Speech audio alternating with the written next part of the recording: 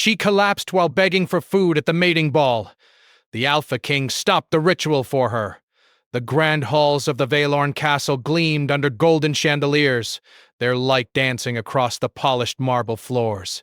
Rich tapestries adorned every wall, each telling stories of great battles, legendary rulers, and long-lost heroes. Tonight the castle buzzed with life, for it was the night of the mating ball, an event that determined alliances, heirs, and the future of the kingdom. Nobles from every corner of Valorn had gathered, dressed in their finest attire, their faces painted with smiles and masks of pride. Laughter, music, and the soft clinking of glasses filled the air, blending into a symphony of power and tradition. But beyond the towering gates, in the shadowed alleyways and crumbling streets, the kingdom told a very different story. Hunger gnawed at those who had no name in the kingdom's history, those whose lives were forgotten in the glow of gold. Among them walked Lyra, a young woman no older than 20, her clothes tattered, her hair tangled and dusty, her feet blistered from wandering the streets, carried her past beggars, scavengers, and silent, desperate faces. Yet, despite the cold and the hunger, Lyra walked with a quiet dignity, her eyes bright with the stubborn light of hope. She had heard whispers about the mating ball, about the magnificent feast, the flowing wine, the laughter of those who lived without want. And so, driven by a mix of desperation and daring, she had made her way to the castle, slipping through shadows and hidden doors, guided only by the scent of roasted meats and sweet pastries that floated through the night air. Inside the grand hall, the contrast was almost unbearable. Servants in pristine uniforms moved gracefully between tables, offering platters piled high with fruits, roasted meats, and delicate pastries. Guests danced and spoke in soft, cultured tones, unaware of the suffering that lurked just beyond the castle walls. Lyra watched from the edge of the hall, her stomach twisting painfully, her hands trembling. She had never been here before. She did not belong. And yet, the hunger that clawed at her insides urged her forward. Finally, unable to resist any longer, she stepped into the center of the hall. The music seemed to falter as eyes turned toward the small, ragged figure that had dared enter. Lyra's voice shook as she spoke, almost a whisper but loud enough to reach the nearest guests. Just some bread. I am so hungry. A few nobles laughed, their amusement cruel and sharp. Disparate. Who is this? A tall man asked, his voice dripping with disdain.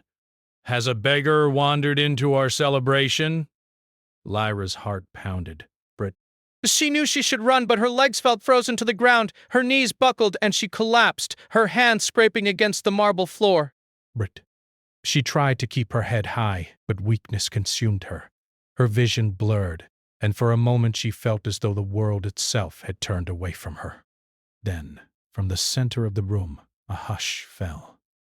The music stopped mid-note.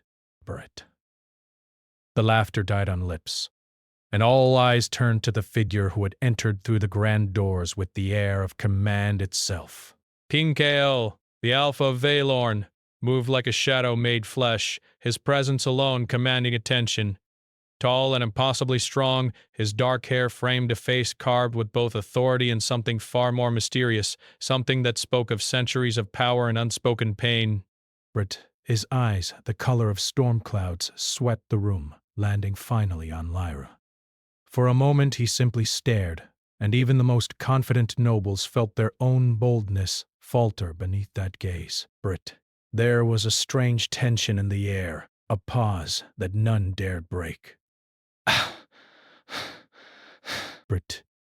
Kael did not speak, yet his silence carried weight heavier than any decree. Then, without a word, he moved toward her. Servants parted, whispers rippled through the crowd, and the music, now quiet, seemed to hang in the air like a held breath. Kael knelt before Lyra, his massive hand reaching out, not in judgment, but in protection. Bring her some food, he commanded, his voice low and calm, yet carrying an authority that brooked no refusal. The room was stunned. Brit. To stop the ritual, the ceremony of the mating ball, for a beggar? The nobles exchanged shocked glances, their minds struggling to comprehend such an act. Brit. Yet Cale remained unmoved by their scrutiny. His attention was solely on Lyra, whose eyes widened at the sudden shift. Brit. A young servant quickly brought a tray of bread, cheese, and water, kneeling before her. Lyra's fingers shook as she took it, her lips parting in disbelief. Brit. "Thank you," she whispered, barely audible. Kael's stormy eyes softened ever so slightly. Brit. "Eat," he said simply. "There is no shame in hunger." Lyra's mind spun. Brit.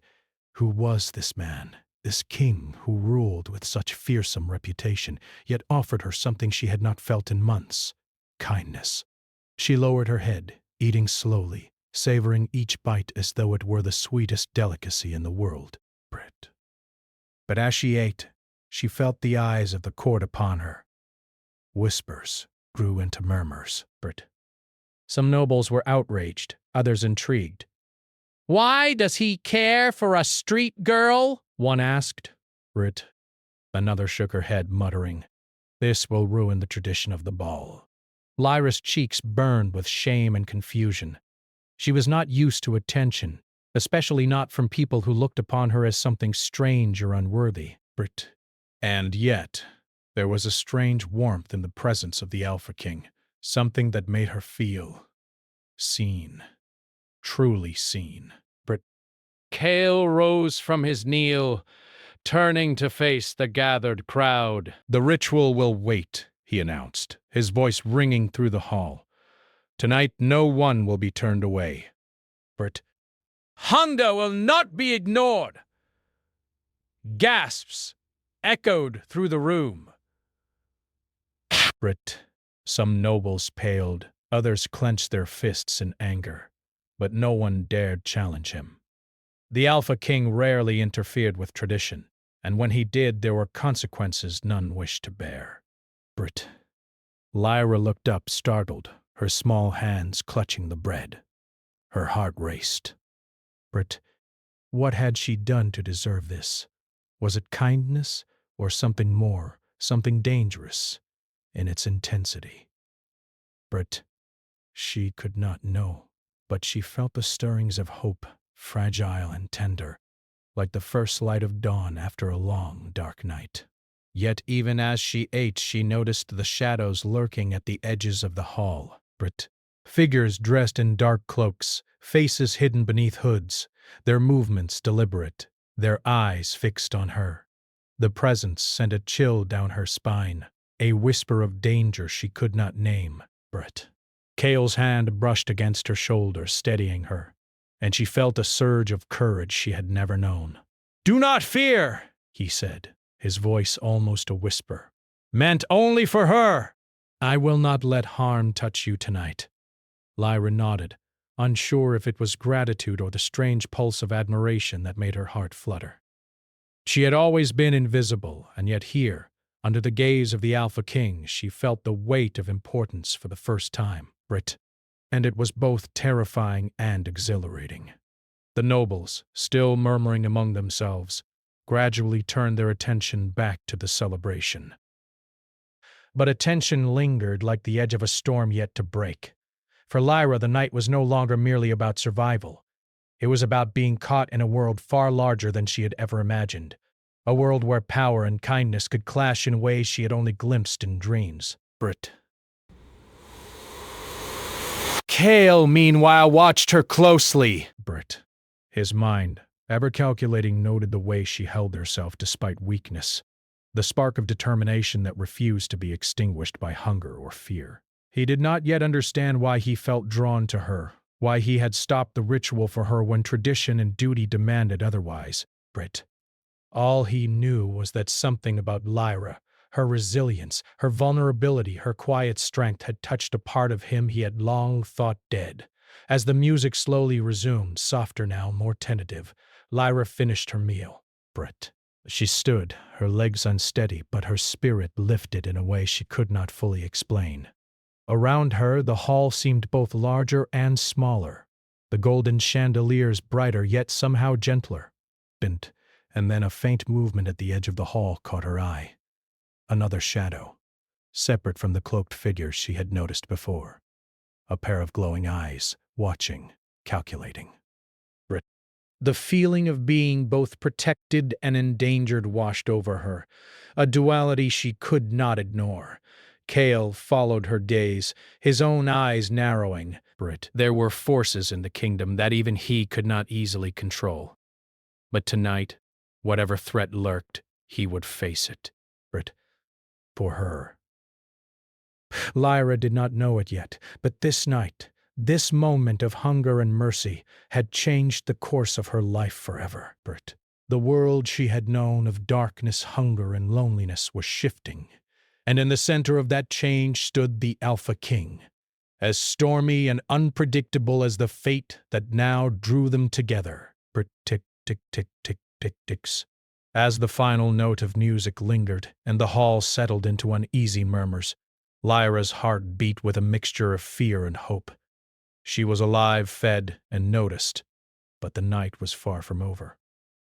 Somewhere, in the shadows of power and tradition, danger was waiting, and the journey that had begun with a simple act of hunger would lead her into realms of mystery, love, and a destiny she could never have imagined. And at that moment, as Cale's hand briefly brushed hers, an unspoken understanding passed between them. Their lives were now entwined, and nothing would ever be the same. The whispers of the nobles, the glint of hidden eyes, and the golden glow of the chandeliers all bore witness to the first stirrings of a story that would change the kingdom forever. The night after the mating ball, the castle of Vaylorn seemed quieter than usual, though attention still lingered in its halls. The nobles whispered in hidden corners, questioning the Alpha King's decision to halt the ritual for a street girl. Some called it foolish, others scandalous, but no one dared speak directly to Cale. His word was law, his presence enough to silence even the boldest voices. Lyra sat in a small, warmly lit room prepared for her by the servants. The bed was soft, a far cry from the cold streets and broken doorways she had known. The food laid before her smelled richer, fresher, more inviting than anything she had ever tasted. She hesitated, unsure if she could simply take it. In her world, kindness always carried a hidden price. But Cale's voice, deep and commanding yet gentle, echoed in her memory. Eat! There is no shame in hunger. Slowly, Lyra began to eat, each bite a mixture of relief and disbelief. She had never imagined that someone like the Alpha King would notice her, much less show concern. Her stomach no longer ached from emptiness, but her heart ached with uncertainty. What did it mean? Why had he stopped the ceremony for her? And why did she feel an unexplainable pull toward the man whose reputation was built on fear and power? Outside her door, Cale observed her from the shadows. Even in this quiet moment, he remained alert, as if he could sense threats before they appeared. His mind, always calculating, noted everything. The way Lyra held herself despite her frailty, the way her eyes widened at the simplest comforts, and the flicker of defiance that refused to bow completely to fear or privilege. She was not just weak and hungry. She was resilient in ways most would never notice. Lyra, he said finally, stepping into the room, you must learn to trust that not all in this world wishes to harm you. Lyra looked up, startled by his sudden presence. I do trust, but... Her voice trembled. I have always had to fend for myself. Trust is dangerous. Cale's eyes softened. Perhaps, he admitted. But it is also necessary. You cannot survive in my world alone. She lowered her gaze, unsure how to respond. The castle felt immense, its walls whispering stories of power and centuries of rule. Yet, in that moment, it felt like a safe haven. Brit and KL, the Alpha King himself, was the one offering it. Her thoughts tangled between caution and a strange warmth growing inside her chest. Brit. The days that followed were a delicate dance of adjustment. Kale ensured that Lyra had a proper place within the castle. Brit. She learned to walk through the grand halls without fear. The whispers from the court still followed her. Servants offered her gentle guidance, showing her where to find clean clothes, warm baths, and small comforts she had never known. Yet the nobles' watchful eyes were ever present, some openly curious, others quietly resentful. Lyra's heart carried a mix of gratitude and unease. She had always relied on herself. To rely on another, especially the most powerful man in the kingdom, was foreign and frightening. But still, Kael's steady presence began to feel like a shield. When he was near, the sneers and whispered comments of the court seemed distant, almost meaningless. Despite her growing comfort, danger was never far. The kingdom of Valorn thrived on power and rivalry. Some nobles saw Kael's act of mercy as weakness, and within their minds plans began to take shape. The court was a web of ambition and secrets, and Lyra, though innocent in her intent, had entered it. Her presence was a ripple in the waters, one that could awaken long-dormant storms. Kael, aware of this, began instructing Lyra, not in combat, but in observation. He taught her to notice the small gestures, the hidden glances, the subtle shifts in tone that revealed intent.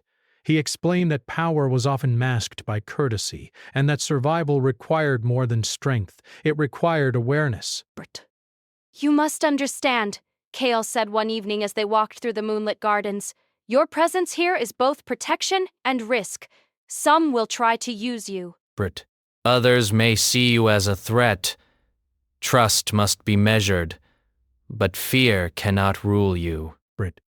Lyra listened, absorbing his words. She had never considered herself capable of navigating such a world, but Kael's calm authority lent her courage. And yet, even as she felt the stirrings of trust, she could not ignore the strange pull she felt toward him, a mix of admiration, curiosity, and something deeper, though she dared not name it. Kael, for his part, wrestled with emotions he had long buried. Baelorn. He had ruled Baelorn with precision and strength, a necessary mask for centuries of leadership. He was feared, respected, and alone. Yet Lyra's presence challenged that solitude. He found himself thinking of her when she was not near, wondering if she was safe, if her spirits were lifted, if her hunger, both of body and heart, was sated. The feelings unsettled him, yet they also awakened something he had thought lost forever. As the days passed, subtle bonds formed. Kael observed Lyra's quiet acts of bravery. How she ventured into parts of the castle alone, how she spoke honestly to the servants, how she refused to bow to fear, even when whispers from the nobles grew sharper. She reminded him of a truth often forgotten by those in power, that courage was not always loud, and strength was not always measured by force. One evening, as the sky turned crimson and gold with sunset, Lyra wandered into the library, a place she had not dared enter before. Shelves stretched from floor to ceiling filled with dusty tomes and ancient scrolls. The scent of aged paper and candle wax filled the air, and for a moment she felt as though she had stepped into a world of magic and secrets. Kael appeared behind her silently, as he often did. Curiosity suits you, he observed, his tone neutral, though a faint smile tugged at his lips. I never knew such places existed, Lyra admitted softly. In the streets we had nothing but the sky above and dirt beneath. Desperate. Here! It is different. Brit. Kael's gaze softened. Knowledge is a kind of power, just as important as strength. You must learn it if you are to survive in my world, Brit. She nodded, overwhelmed yet eager. Something in her heart stirred. Not just gratitude, but a desire to grow, to belong, to rise beyond the life she had known. Desperate death, she could not ignore the fascination she felt toward Kael, the way his presence inspired both fear and longing. Yet even in moments of quiet learning, the shadows of danger never fully lifted. One night while Kael was away attending council matters, Lyra noticed a figure lurking near the garden gates. Cloaked in dark robes, the stranger moved with deliberate care, their face hidden beneath a hood. A chill ran down her spine. She had heard of assassins, of spies sent to watch the castle and its inhabitants. Could this person be one of them? Before she could react, a soft, commanding voice broke the tension. Step back. Kael appeared beside her, moving like a shadow, silent but forceful. The figure hesitated, then vanished into the night, leaving only the whisper of movement and a lingering sense of threat. You must never wander alone, Kael warned, his voice steady but tinged with concern. Danger is always near. Some see weakness, and some see opportunity in it. I will protect you, but you must also be aware. Lyra's heart raced, a mix of fear and exhilaration. The world she had entered was dangerous, yes, but it was also alive with mystery, intrigue, and the faintest glimmer of hope. And Kael, powerful, enigmatic, and yet deeply human, was her guide through it. Days turned into weeks, and Lyra's presence began to stir curiosity among the court. Some nobles could not hide their disdain, still calling her unworthy of the Alpha's attention. Desperate. Others watched with intrigue, whispering about her courage and the mysterious connection she seemed to share with Kael. The young woman who had collapsed from hunger now moved with a quiet dignity, her eyes clear and her spirit unbroken. Kael observed all of it, aware that each glance, each whisper, could carry consequences. Yet he also knew that Lyra's presence challenged the traditions of the court in ways that might ultimately strengthen the kingdom. Her resilience, honesty, and empathy contrasted sharply with the rigid rules and false politeness of the nobles, and through it all a bond grew between them, one of respect, trust, and unspoken understanding. Kael was drawn to her courage, her ability to endure and rise above suffering. Lyra, in turn, found herself drawn to the man who had shown her that power could be tempered with compassion, that strength and kindness could coexist. But the kingdom of Velorn was not without its threats. Rival factions lurked in the shadows, plotting to test the Alpha's resolve and challenge his authority.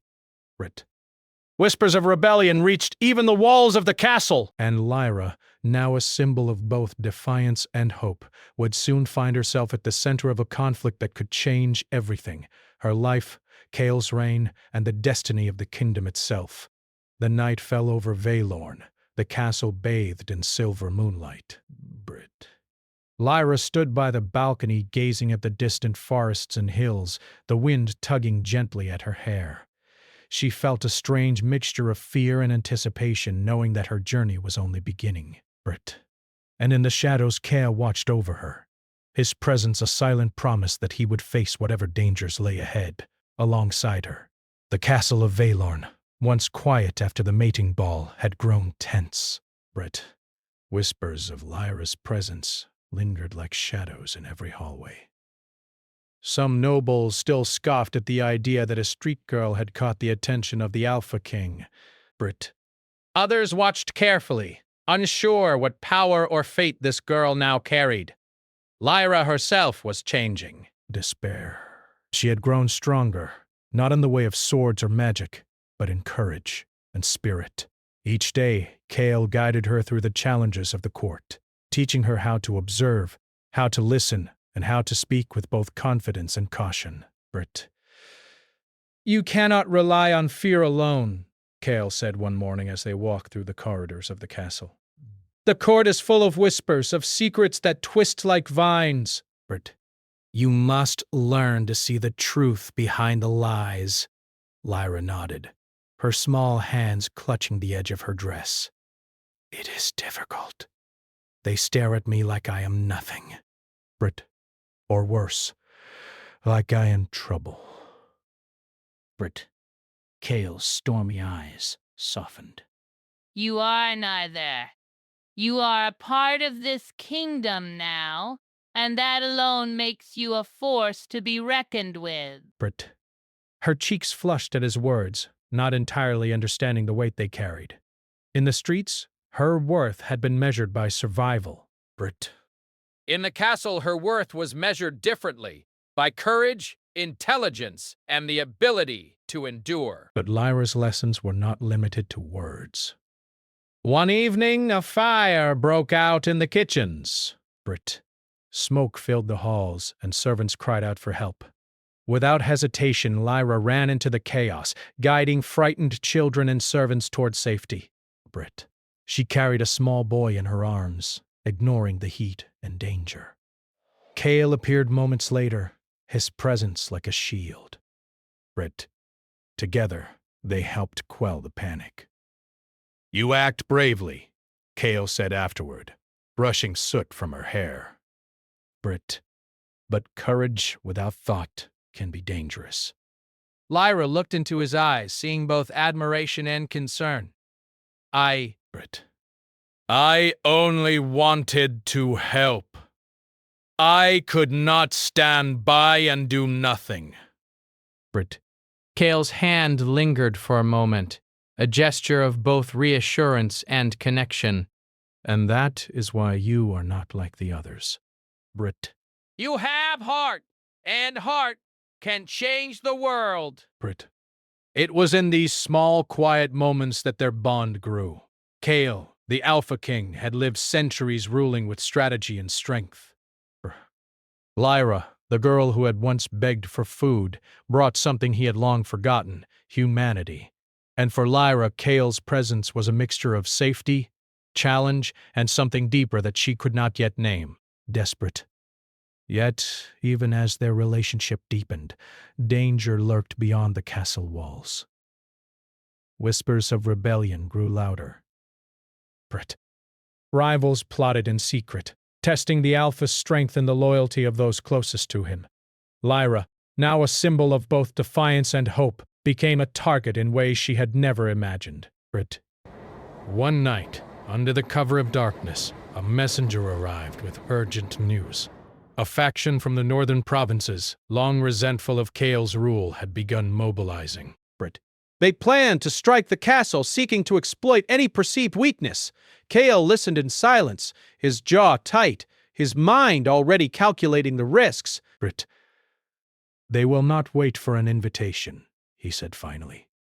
And they will not care who is in the way. Brit. Lyra felt a shiver run through her. Do you think they will harm me? Kale's eyes softened as he reached for her hand. If they try, they will answer to me. Brit. And I will not fail. The days that followed were a whirlwind of preparation. Brit. Guards were doubled at the gates. Patrols increased along the castle walls, and Kale personally oversaw the defense plans. Lyra, though inexperienced in combat, learned quickly. Brit. She watched the training, absorbed strategies, and learned how to anticipate danger. Each lesson brought both fear and determination. Brit. She could not allow herself to be helpless again, not when so much was at stake.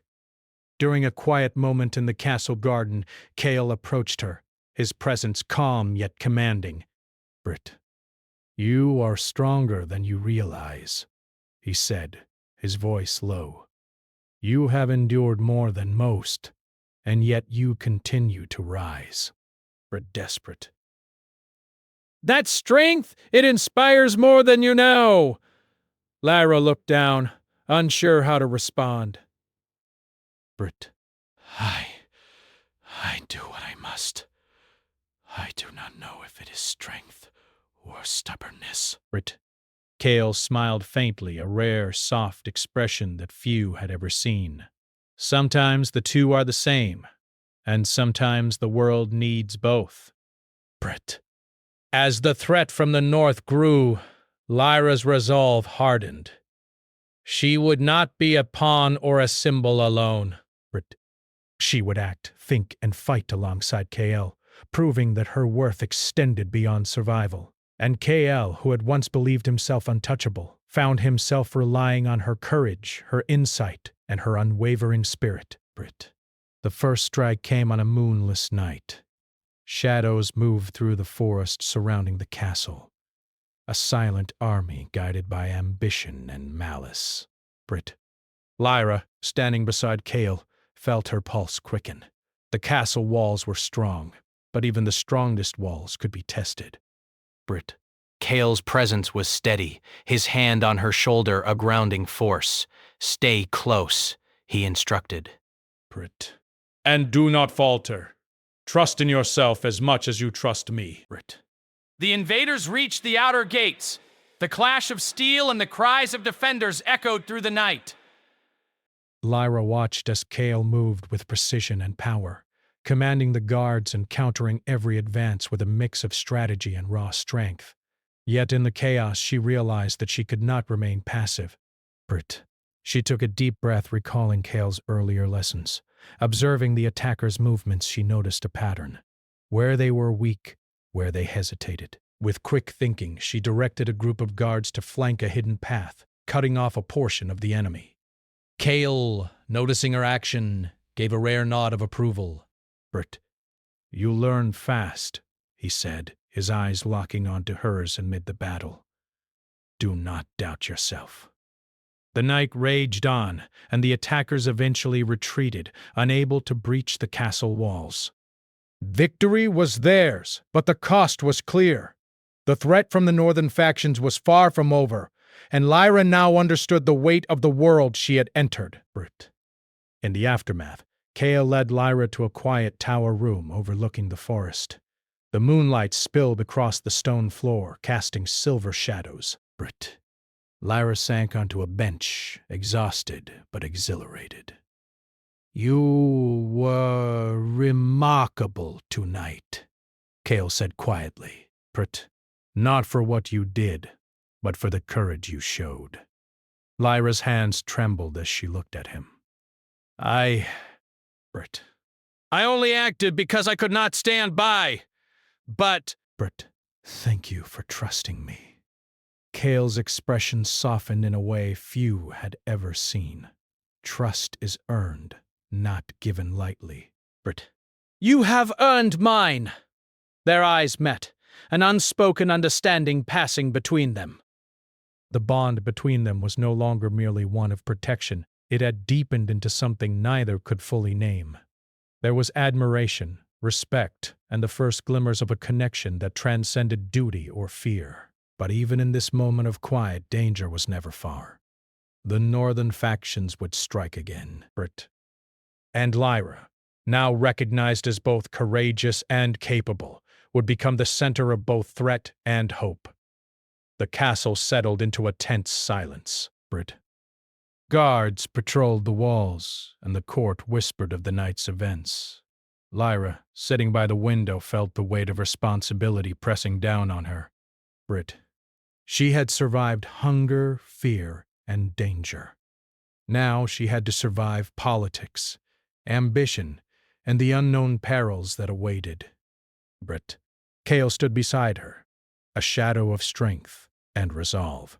Whatever comes next, he said, his voice low and certain, we face it together. Brit. You are no longer alone, Lyra, and neither am I. Brit. The night stretched on, quiet except for the distant hoot of an owl and the rustle of wind through the castle trees. Lyra leaned back against the stone wall, feeling both fear and hope. Her life had changed completely. and she knew the coming days would test her in ways she had never imagined. And somewhere, in the darkness beyond the castle walls, eyes watched Brit. Whispers of rebellion and revenge carried through the night air, promising trials that would test the courage, trust, and bond between the Alpha King and the girl who had captured his attention. The shadow that had slipped through the forest moved swiftly, its intent clear. Brit Kale's senses, honed by centuries of rule and survival, picked up the danger before anyone else. His stormy eyes, dark as thunder, scanned the horizon as he led the guards to the castle gates. Brit. Lyra followed closely, her heart pounding, her hand brushing against Kale's. The bond between them, forged in trust and courage, gave her strength she had never known. Brit. They are stronger than before, Kale said, his voice low and steady. But we are ready. Brit. Together.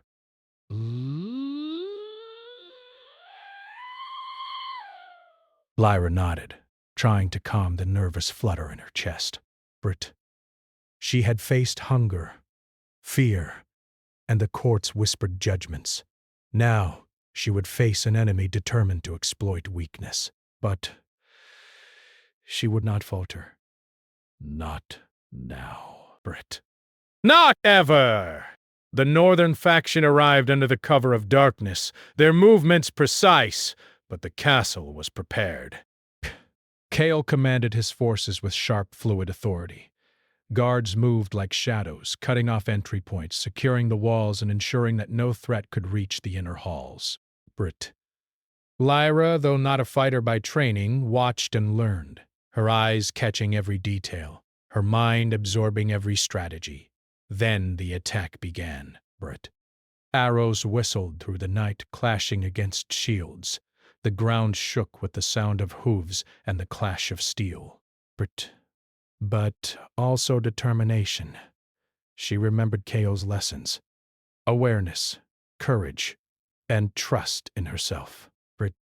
She guided a group of younger guards to reinforce a section of the wall under attack, her voice firm, her decisions quick. Kale noticed her from the battlements, a spark of pride flickering in his stormy gaze. Brit. You are brave, he murmured to her later as they stood together surveying the battlefield. And smart. Brit, that combination makes you dangerous in the right way. Lyra smiled faintly, her breath catching. I only do what I must. Kale's hand brushed hers again, a subtle but meaningful gesture. Brit. And that is why you survive. Not because I protect you, but because you are capable. Brit. As the night wore on, the northern faction realized that a direct assault would not succeed. They retreated into the darkness, leaving the castle intact, but the victory was temporary. Kale knew they would return, stronger, more determined. And Lyra understood that the world she had entered was far larger and more dangerous than she had imagined. Days passed in a tense calm. Kale spent hours planning defenses, meeting with allies and training those who would stand beside him in the next battle. Lyra, meanwhile, became more confident in her role, moving through the castle with purpose, observing patterns and helping to organize supplies and strategies. She was no longer just a girl saved from hunger. She was a part of the kingdom's strength, a symbol of hope and resilience. Brit. One evening, as the sun dipped below the horizon and painted the sky with shades of red and gold, Kale and Lyra walked together along the castle ramparts. The wind carried the scent of the forest and the faint echo of distant rivers. Brit. For a moment, the weight of the world lifted, leaving only the two of them in quiet companionship. There is something I must tell you, Kale said finally, his voice low, carrying the gravity of truth. The threats we face are not just political. There is a curse, an ancient force, tied to the royal line and to your blood, Brit.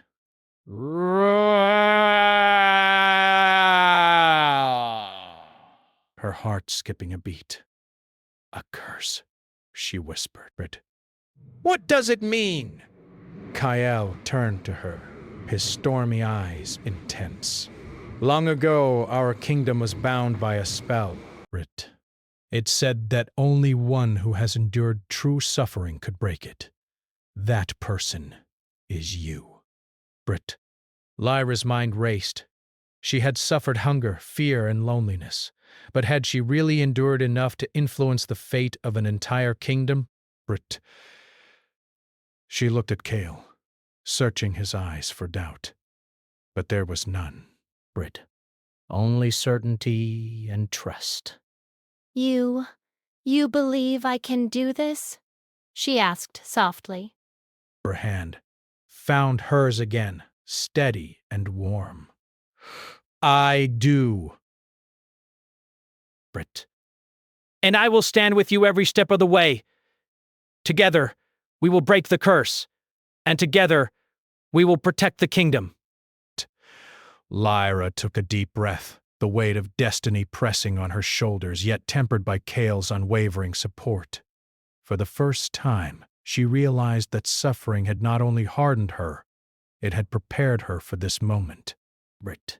She nodded, determination bright in her eyes. Then, we face it together. The next night, the northern faction returned, but this time with dark magic at their command. The forest itself seemed to bend to their will, branches twisting like serpents, shadows moving unnaturally. The castle guards fought bravely, but the power beyond the walls was unlike anything they had encountered before. Cale led the defense, moving with precision and strength, but even he recognized the danger. Brit. Lyra, watching carefully, noticed a pattern in the attackers' movements. She pointed it out to Cale, suggesting a hidden path that could allow them to strike at the heart of the faction. Brit. You are certain? Cale asked, his eyes searching hers. I think it will work, she replied, her voice steady despite the fear curling in her stomach. Brit. Cale nodded. And we do it. Together they moved through the forest. Shadows blending with shadows. The night was tense. The only sounds the rustle of leaves and the distant calls of creatures of the dark. Lyra felt fear, but also courage. Brit. She was no longer the helpless girl who had begged for food. She was part of something greater, and her role mattered. Brit. When they reached the enemy center, Cale struck first, his power overwhelming but controlled. Lyra followed his lead, guiding the defenders to intercept reinforcements and neutralize threats. Brit. Step by step, they dismantled the faction's plans, turning chaos into order. Finally, they faced the leader of the northern faction, a man shrouded in dark energy. He moved with unnatural speed, his eyes glowing with malice. Cale engaged him directly, while Lyra used her knowledge of the surroundings to weaken his advantage. Brit. Together, their actions were synchronized, combining courage, strategy, and instinct. In a final moment, the leader's dark magic faltered, broken by the unity of Cale and Lyra. Brit. The forest released its hold, shadows dissolving into the night. Brit. The northern faction fled, defeated, leaving the castle and the kingdom safe once more. Cale turned to Lyra, his stormy eyes softening. We did it. Together. Lyra's heart swelled with relief and pride. Brit. I never thought I could, she began, but her voice broke. Cal reached out, gently lifting her chin to meet his gaze. Brit. You can! You always could! Brit.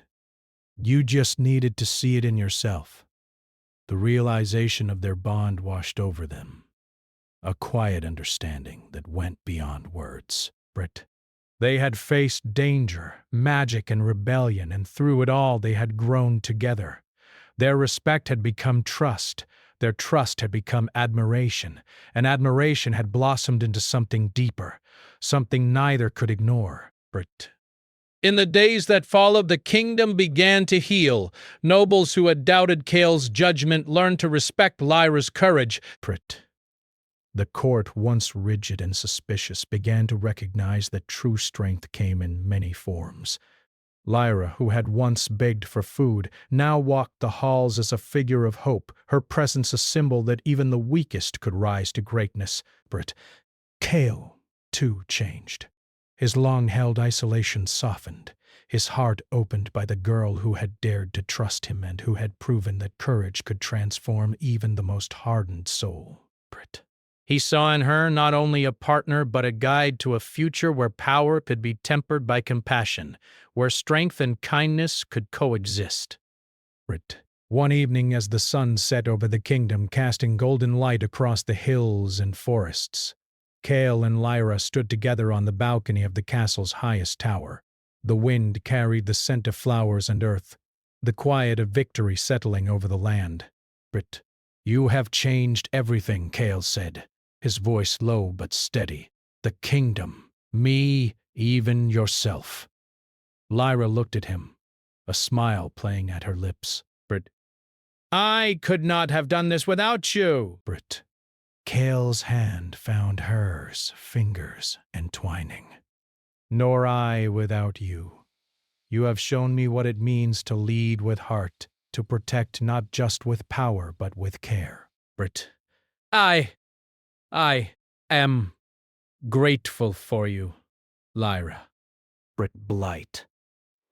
Cheeks flushed, and she smiled shyly. And I am grateful for you, for giving me a chance. Brit.